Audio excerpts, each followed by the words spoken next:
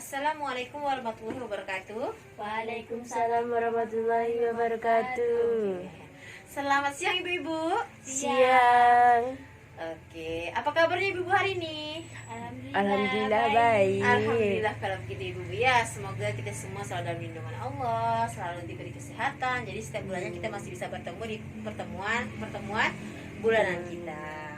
Nah ibu-ibu, sebelum kita masuk ke pembahasan kita hari ini, pertemuan kita apa hari ini? Nah, saya mau tanya dulu ini ibu-ibu, ibu-ibu udah makan belum? Alhamdulillah Nah, sudah. ibu Jumi gimana, udah makan belum? Sudah. Alhamdulillah kalau begitu ya ibu ya. Kalau udah makan, perut kenyang, pikiran pun juga ikut tenang. Jadi bisa mengikuti kegiatan hari ini. Tapi perlu diingat ibu ya, biasanya kalau perut kenyang itu pasti mata ngantuk. Nah, kita buat suasana hari ini biar tidak ngantuk. Siap. Nah, oke ibu.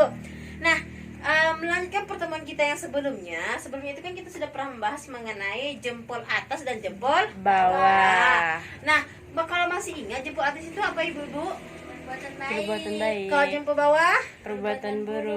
Oke, nah di sini untuk hari ini kita akan membahas melanjutkan pertemuan sebelumnya. Jadi hari ini itu materinya jenis kekerasan dan perilaku yang salah. Contoh perilaku yang salah. Baik. Nah sebelum kita masuk ke pembahasan yang akan saya jelaskan nanti, nah di sini saya juga akan menggunakan yang namanya gambar, yang mana gambar ini adalah gambar perbuatan baik dan Buruk. siap. Nah, kalau misalnya dilihat dari gambar nih ibu-ibu. Nah, kalau yang ini jempol atas atau jempol bawah? Jempol atas. Oke. Kalau yang ini jempol atas atau jempol bawah? Jempol atas. Siap. Yang ini jempol atas atau bawah? Bawah. Oke. Yang ini atas atau bawah? Atas. Oke. Yang ini bawah atau atas? Bawah. Oke. Terakhir, atas atau bawah ibu-ibu? Bawah. Baik. Nah, hari ini pembelajaran kita mengenai jenis-jenis kekerasan ya ibu-ibu ya. Jadi otomatis kita akan membahas mengenai perilaku yang salah yang mengakibatkan kekerasan terjadi pada Anak. Siap. Nah, oke ibu. Nah, kalau yang ini ibu lihat apa gambarnya kira-kira? Perilaku buruk. Perilaku buruk, ibunya sedang apa? Memukul anak. Bagian mana?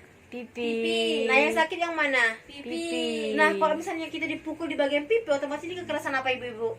Fisik. Betul ibu-ibu, kenapa? Karena kekerasan langsung terjadi pada tubuh kita. Sebenarnya gini, untuk kekerasan semuanya memang terjadi pada tubuh kita. Ya ibu-ibu ya, cumanya kadang-kadang ada yang nampak, ada yang tidak Nampak. Nah kalau misalnya ibunya ini mukul anaknya, yang terasa sakit bagian mana? Bagian pipi. Itu nampak nggak kira-kira ibu-ibu?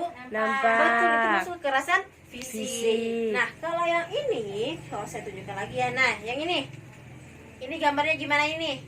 Bapaknya lagi apa ini? Marah. Marah sama siapa? Anaknya. Kira-kira ini termasuk kekerasan bukan? Tidak. Masuk.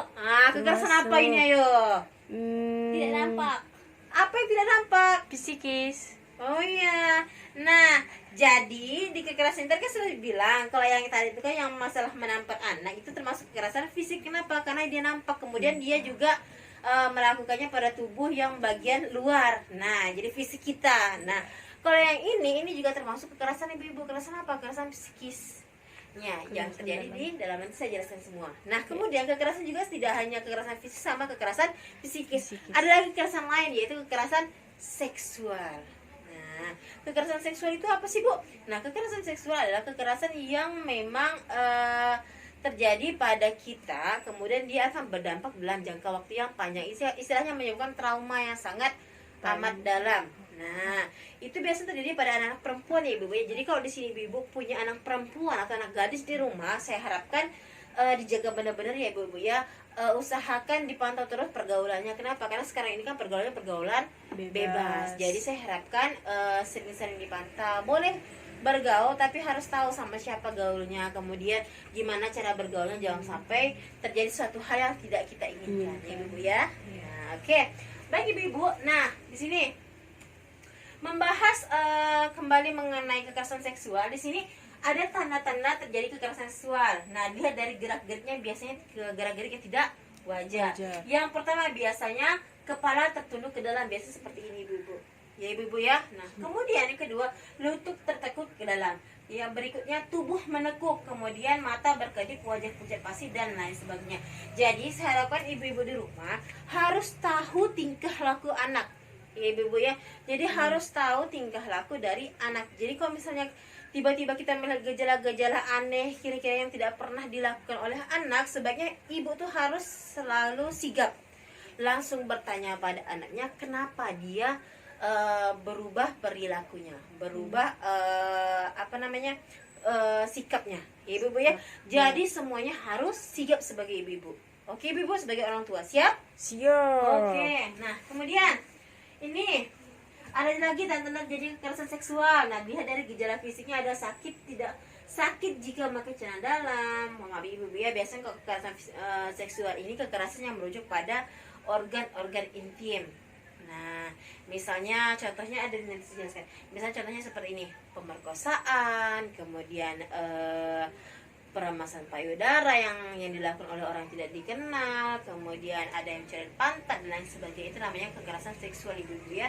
Pokoknya yang berhubungan dengan organ-organ intim. Nah, yang memang jarang digang. Kemudian tanda-tanda berikutnya, kalau dari fisiknya itu tadi bilang sakit ketika menggunakan celana dalam, kemudian dan mengeluh kesulitan ketika BAB atau buang air kecil, kemudian cara jalannya tidak wajar, agak mengangkang. Biasanya cara kalau misalnya untuk yang terjadi pemerkosaan biasanya terjadi pada anak-anak di bawah umur, itu biasanya kalau misalnya anak biasanya itu kan jalannya biasa, tapi kalau misalnya ketika dia sudah terjadi kekerasan seksual, otomatis gaya jalannya juga berbeda. Kenapa? Karena dia akan terjadinya sakit di daerah organ vitalnya. Jadi ibu-ibu harus paham ya ibu-ibu ya. Oke ibu-ibu? Oke. Siap? Siap. Oke. Nah kemudian ini ada gejala psikis yang terjadi pada anak ketika usia 13 sampai 18 tahun. Kekerasan fisik yang tidak jelas menyebabkan kecemasan yang terus-menerus serta kegugupan. Kemudian melakukan perbuatan berisiko tinggi seperti terlibat dalam penyalahgunaan nafsa, bergabung dengan geng yang terjadi. Biasanya gini ibu-ibu. Kalau anak-anak itu biasanya mengalami kekerasan dalam keluarga ataupun kekerasan dalam lingkungan dan lain sebagainya, biasanya ada yang namanya tertekan. Nah, kadang-kadang tuh ada sebagian besar tuh anak tuh merasa tertekan. Nah, untuk menghilangkan rasa tertekannya, biasanya mereka tuh kan kalau udah tertekan itu kan biasanya mereka stres dan lain sebagainya. Jadi untuk menghilangkan rasa itu, mereka kadang-kadang tuh melarikan dirinya itu dengan cara-cara yang salah, bukan cara-cara yang benar. Kalau cara-cara yang benar kan seharusnya dia tuh harus istilahnya konsultasi sama orang tua, cerita sama orang tua seperti itu. Tapi kalau misalnya ada yang salah, itu salahnya gimana? Salahnya biasanya larinya ke narkoba, kemudian larinya dengan perbuatan yang jahat-jahat, misalnya gabung dengan geng yang tidak jelas, suka malikin orang dan sebagainya. Biasa seperti itu ibu ya. Jadi sebagai ibu-ibu, sebagai orang tua, kita harus tahu tingkah laku anak kita. Jangan sampai sebagai orang tua, oh tidak apa-apa udah besar. Jangan seperti ibu ya, walaupun sudah besar kita tetap harus memantau. Walaupun kita tidak harus setiap hari bertanya, kamu dari mana, kamu main sama siapa dan lain sebagainya. Walaupun tidak seperti itu, tapi setidaknya kita harus tahu ya ibu ya, harus dipantau. Kenapa? Karena kekerasan pada anak itu sering terjadi di sekitar kita. Tidak hanya kekerasan fisik, tapi juga kekerasan psikis dan seksual. Oke ibu, siap? Siap. Oke. Nah, di sini jenis kekerasan itu ada 3. Sebenarnya ada 4. Ada 4 jenis kekerasan. Ada kekerasan fisik, psikis, seksual, sama sosial ibu-ibu. Nah, kalau kekerasan fisik tuh ini kadang-kadang tuh orang tua suka marah. Oh, marahnya tuh sampai menampar, kemudian mencubit kayak tadi yang saya contohkan ya. Yang ibu-ibunya menampar, kemudian ada yang mencubit, terus ada yang menjewer dan sebagainya, ada yang menendang. Nah, itu termasuk kekerasan fisik. Kemudian yang kedua itu kekerasan psikis. Psikis itu biasanya larinya ke psikolog, psikologi anak. Nah, kadang-kadang kalau misalnya sebenarnya kekerasan fisik sama psikis ini berbarengan ibu-ibu. Kadang-kadang kalau misalnya anak ibu-ibu nakal, suka dimarahin nggak? Suka. Nah itu dia.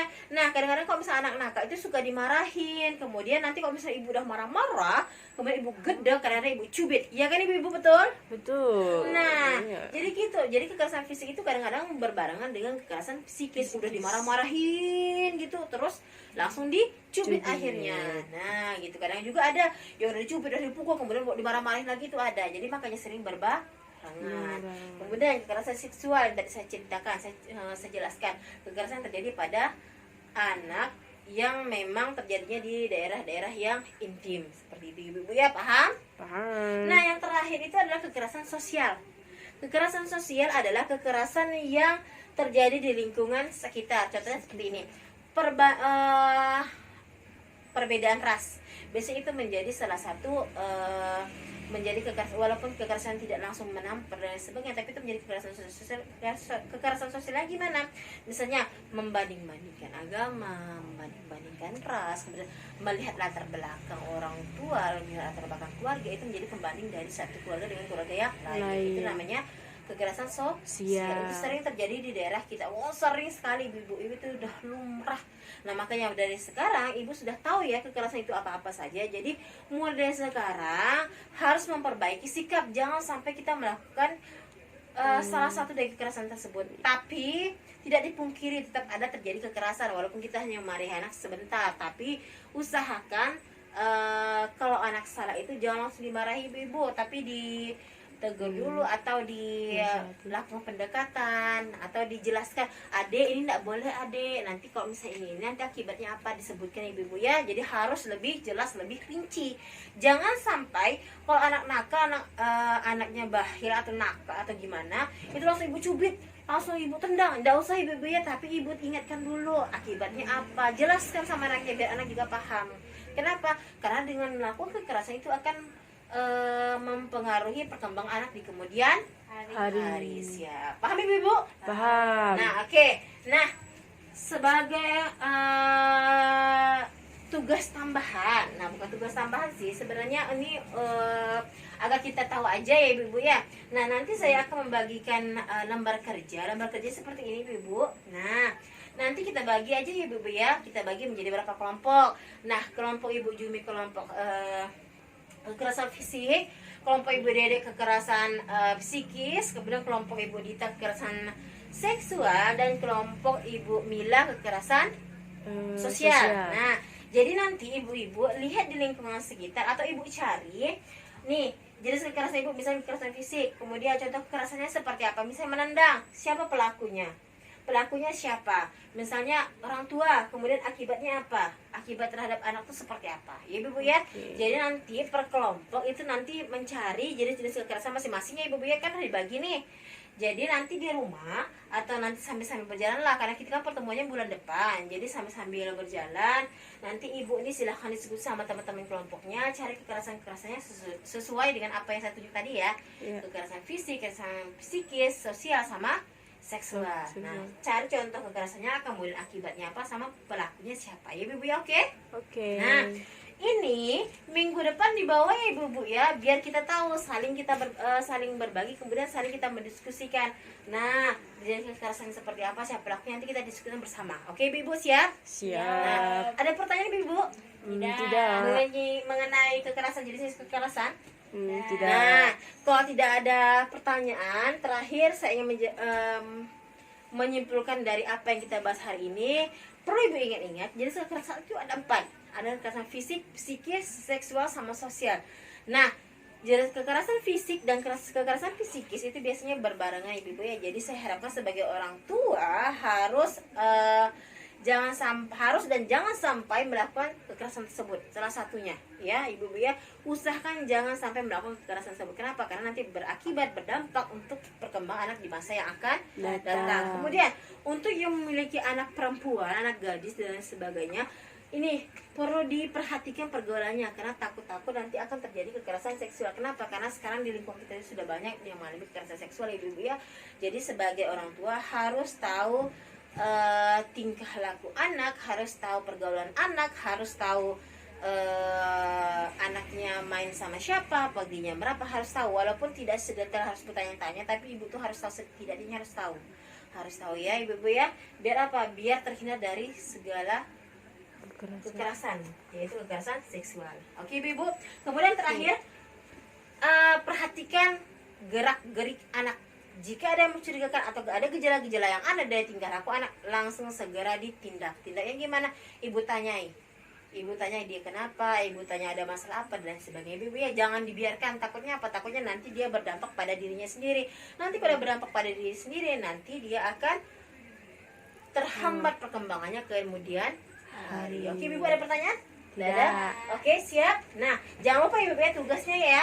Nah, Iya. untuk minggu depan jangan lupa dibawa tugasnya, nanti kita diskusikan bersama lagi mengenai jenis-jenis kekerasan. Oke, kalau emang tidak ada pertanyaan lagi, pertemuan kita bulan ini kita akhiri sampai di sini. Saya ucapkan terima kasih untuk kehadirannya hari ini. Kemudian saya juga ingin mengucapkan terima kasih untuk waktu dan tempatnya kepada Bu Jumi telah menyediakan rumah, kemudian telah menyediakan makanan kita hari ini. Saya ucapkan terima kasih ya Ibu ya. Juga Ibu Jumi, terima kasih Bu Jumi ya. Nah, oke. Untuk pertemuan berikutnya nanti tinggal diskusikan aja mau di rumah siapa. Oke, Ibu ya, tinggal hubungi saya ya. Oke. Nah, oke. Baik, kita tutup pertemuan bulan kita hari ini. Kita sambung minggu depan. Kita sambung bulan depan. Jangan lupa tugasnya. Saya akhiri, wabillahi taufiq wal hidayah. Wassalamualaikum warahmatullahi wabarakatuh. Waalaikumsalam warahmatullahi wabarakatuh.